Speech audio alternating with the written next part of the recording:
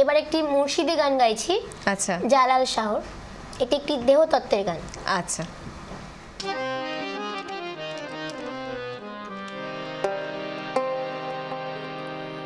মুর্শিদ আমার মন বান্ধিয়া পিঞ্জর বানাইছে,